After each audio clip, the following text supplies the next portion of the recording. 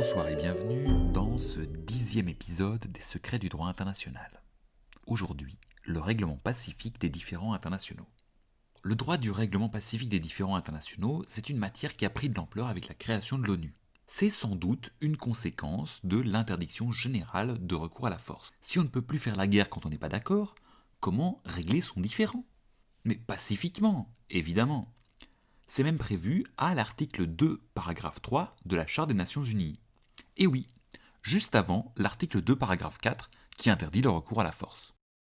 En matière de règlement pacifique des différends, la Charte des Nations Unies propose même une liste de modes de règlement parmi lesquels les États peuvent choisir. L'article 33 de la Charte parle ainsi en vrac de négociation, d'enquête, de médiation, de conciliation, d'arbitrage, de règlement judiciaire et de recours aux organismes ou accords régionaux. Ou même, les États peuvent régler leurs différends par tout autre moyen pacifique de leur choix. Regardons un peu les différents modes cités un à un, avec un focus particulier sur l'arbitrage et le règlement judiciaire. D'abord, la négociation. Ça, c'est un peu la base de ce que les États peuvent faire. Ils discutent, ils négocient et ils se mettent d'accord sur quelque chose. C'est vraiment le niveau 0 du règlement des différends. Les trois modes qui suivent sont un peu des trucs qui permettent d'améliorer la négociation. La négociation reste la règle au fond, les États vont discuter et se mettre d'accord. Ainsi, si les États ne sont pas d'accord sur des faits, ils peuvent organiser une enquête, où des enquêteurs indépendants vont établir ce qui s'est passé. Après les résultats de l'enquête, les États pourront en prendre compte et pourront se mettre d'accord comme ils veulent. La médiation, elle, consiste à demander à un tiers son avis sur le différend. Ou bien parfois, il arrive aussi que le tiers se propose de lui-même. Le tiers donne alors son avis, qui est non obligatoire, et les parties pourront continuer de négocier. La conciliation, ensuite, c'est un peu la même chose que la médiation, sauf que c'est un peu plus formel. Les États se mettent d'accord sur le cadre du processus de conciliation qu'ils vont suivre, et au cours duquel un tiers leur donnera son avis. Enfin, avant de parler de l'arbitrage et du règlement judiciaire, un dernier petit mot sur les recours aux organismes et aux accords régionaux.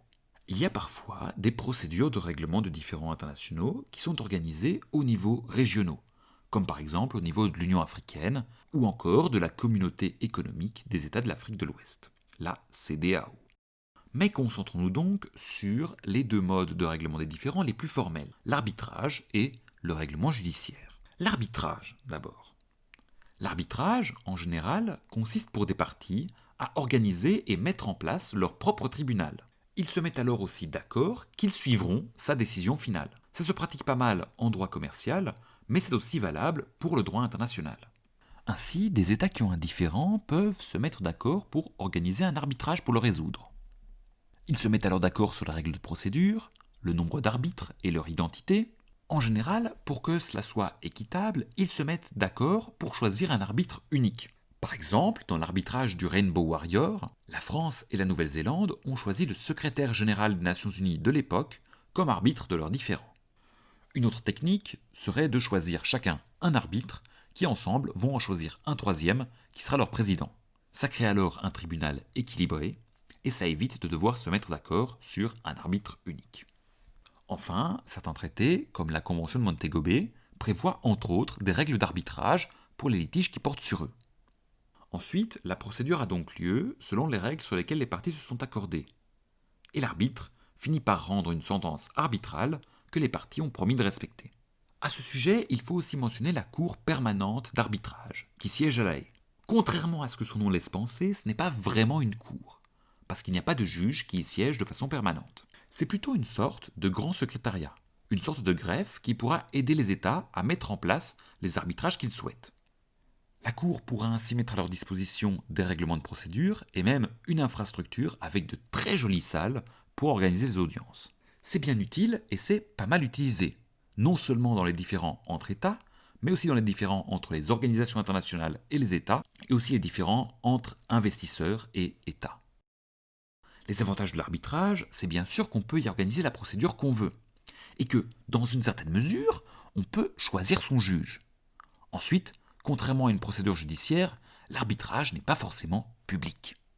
Passons maintenant au règlement judiciaire d'un différend. Le principe d'un règlement judiciaire, c'est de porter l'affaire devant un tribunal.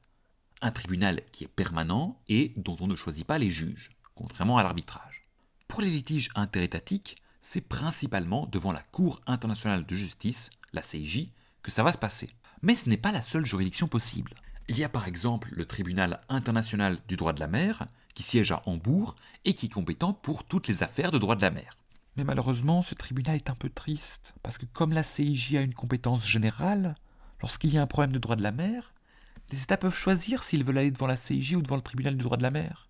Et souvent, ils préfèrent encore aller devant la CIJ qui a une jurisprudence plus riche. Ah là là, c'est bien triste. Mais ne t'inquiète pas, petit tribunal du droit de la mer, moi, je crois en toi. Enfin bref, on va se concentrer aujourd'hui sur la CIJ et la procédure qui s'y déroule. D'abord, la CIJ a été établie par le statut de la CIJ, que tous les États ont ratifié, puisque c'est une annexe à la Charte des Nations Unies. Tous les États peuvent donc se présenter devant la CIJ. Mais je dis bien peuvent, parce que comme les États sont souverains, on l'a déjà vu, il est prévu que la Cour n'est compétente pour une affaire que si les États partis au litige ont toutes accepté sa compétence. Par rapport au droit interne, c'est évidemment un truc inimaginable. Quand vous recevez une citation pour aller devant le tribunal, impossible de dire après « Oh mais non, j'ai pas envie de reconnaître le tribunal aujourd'hui, j'y vais pas ». Pourtant, c'est ce qui se fait pour les États, et il faut toujours le garder en mémoire dans la procédure. Première étape de la procédure donc, il faut introduire l'affaire devant la Cour. Deux possibilités ici. Soit les États viennent présenter leurs différends ensemble, c'est ce qu'on appelle le compromis. Soit un État introduit une requête contre un autre. Évidemment, comme je le disais, c'est la CIJ, donc il faut vérifier que les États consentent à l'affaire. En cas de compromis, pas de souci. Comme les États se sont mis d'accord pour venir, ils ont forcément tous les deux consenti, via le compromis. Petite parenthèse typographique bien utile ici. Les affaires qui sont introduites par compromis sont inscrites dans le rôle de la Cour différemment des autres. Lorsqu'il y a un compromis, le nom des États en litige est donné dans l'ordre alphabétique, chaque État étant séparé par une barre oblique. Ainsi, l'affaire du barrage Gabčíkovo-Nagy-Maroš est indiquée Hongrie, Slovaquie. On dira l'affaire Hongrie-Slovaquie. Par contre, pour les affaires introduites sur requête, on donne d'abord le nom de l'État demandeur, celui qui a porté plainte, et ensuite celui de l'État défendeur. Séparé par un petit C pour dire contre, comme par exemple dans la récente affaire Gambie contre Myanmar. Si un État présente une requête à la Cour, par contre, il faudra obtenir le consentement de l'État défendeur. L'État demandeur, celui qui a porté plainte, il a déjà consenti, puisqu'il a porté plainte. Alors, on pourrait attendre, en croisant les doigts très fort, que l'État accepte de venir devant la Cour. Mais en général, l'État demandeur va invoquer dans sa requête un argument pour montrer qu'en fait, l'État contre qui il se plaint a déjà donné son consentement, et ainsi le forcer à venir.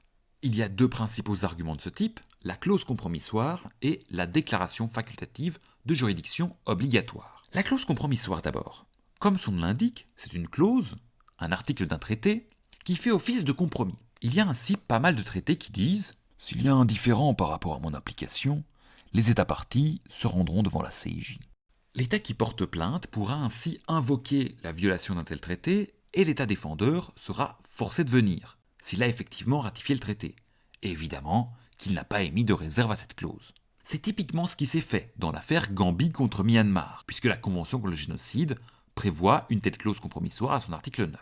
Parfois, il y a aussi des moyens plus malins d'utiliser les clauses compromissoires. C'est par exemple le cas de l'affaire des plateformes pétrolières.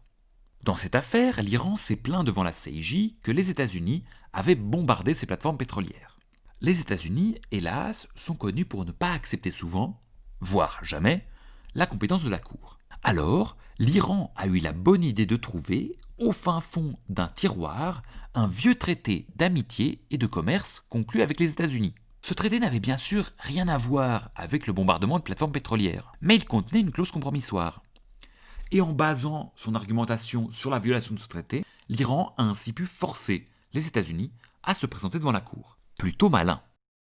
Outre la clause compromissoire, il y a donc aussi la déclaration facultative de juridiction obligatoire. Alors ça, c'est vraiment une lettre d'amour écrite par les États à la Cour. Un État peut en effet faire une déclaration dans laquelle il dit « Moi j'aime la Cour, donc pour tout litige futur, j'accepterai de venir devant elle. » Et ça c'est bien pratique si on veut porter plainte contre un tel État.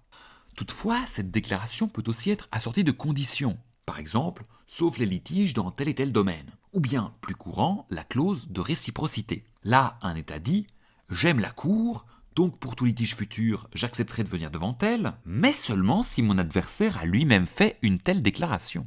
C'est pas mal, et qui sait, ça peut peut-être encourager des États à faire ce genre de déclaration. Actuellement, 74 États ont fait une telle déclaration, dont la Belgique et le Luxembourg, mais pas la France. Et enfin, si vous n'avez rien de tout cela, vous pouvez toujours tenter de porter plainte et ensuite de croiser les doigts très fort pour que l'État contre qui vous avez porté plainte accepte de venir sans y avoir été obligé. On appelle cette situation une situation de forum prorogatum. Je pense que dans toute l'histoire de la Cour, ça a dû marcher 2 fois. Ça a par exemple été le cas dans l'affaire Djibouti contre France, où Djibouti a porté plainte contre la France, et la France est venue. Et au fond, elle a bien fait, parce qu'elle a gagné. Enfin, sur presque tous les points. Lorsque ça a marché, qu'on a bien eu un mode d'acceptation de compétences de la Cour, compromis, clause compromissoire, déclaration facultative, ou encore situation de forum prorogatum, alors l'affaire peut être introduite et la procédure peut vraiment commencer. La petite particularité. Les États partis au litige qui n'ont pas, parmi les 15 juges de la Cour, un juge de leur nationalité, peuvent choisir un juge ad hoc. Pas comme le capitaine, évidemment, c'est du latin, ça veut dire un juge en plus. C'est un juge temporaire qui siégera uniquement dans cette affaire. Et ils peuvent choisir n'importe qui, ça ne doit pas spécialement être quelqu'un de leur nationalité. Ensuite, procédure écrite. Les parties s'échangent des mémoires, des contre-mémoires, des répliques, des dupliques, c'est formidable. Comme devant les tribunaux nationaux, ils peuvent demander, si nécessaire, que la Cour ordonne des mesures conservatoires urgentes. Ils peuvent aussi contester la compétence de la Cour ou la portée de l'affaire en invoquant des exceptions préliminaires. La Cour se prononcera sur celle-ci avant de rendre son verdict final. Après la procédure écrite, vient ensuite la procédure orale, où des délégations des États se présentent devant la Cour pour plaider. Ces délégations ont à leur tête un agent qui représente l'État, et cet agent est accompagné de conseils et d'avocats qui vont plaider. Souvent ça dure longtemps, voire très longtemps. Par exemple, dans l'affaire Croatie contre Serbie en 2014, les parties avaient chacune demandé, dans le plus grand des calmes, 30 heures de plaidoirie. Enfin bref. Après cette procédure sur le fond, la Cour rend un arrêt.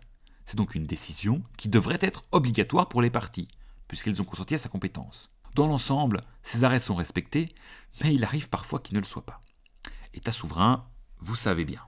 Après ça, la Cour peut éventuellement rendre un arrêt supplémentaire sur les modalités de la réparation, si elle ne l'a pas déjà décidé auparavant.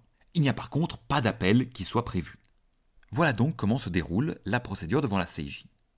Il faut aussi savoir qu'à côté de sa compétence contentieuse, la CIJ a aussi une compétence consultative. L'Assemblée générale des Nations unies et le Conseil de sécurité peuvent ainsi poser des questions à la Cour sur le droit international. La Cour y répondra alors après avoir proposé à tous les États de donner leur avis. Cela arrive bien plus rarement que les procédures contentieuses, mais la Cour a ainsi donné son avis sur quelques questions emblématiques, comme par exemple le Sahara occidental, les armes nucléaires, le mur en Palestine, la déclaration d'indépendance du Kosovo, ou encore plus récemment sur l'autodétermination de l'archipel des Chagos. Et voilà, c'est donc tout ce qu'il y avait à savoir sur le règlement pacifique des différends internationaux. Ainsi s'achève cet épisode et avec lui cette série audio. Merci du fond du cœur à vous tous de m'avoir suivi depuis le premier épisode il y a un peu plus de 10 jours. J'espère que vous avez passé un bon moment tout au long de cette série et qu'elle pourra vous être utile. Je ne peux bien sûr pas terminer sans remercier ma chérie, Anissa, qui a supporté toutes mes sessions d'enregistrement très tardives ou très matinales, ça dépend du point de vue. Et gros merci aussi à mon ami Osna qui a su me convaincre que cette série audio serait une bonne idée. Il me reste donc à vous souhaiter bonne chance pour la suite et à très bientôt pour de nouvelles aventures audio. Au revoir.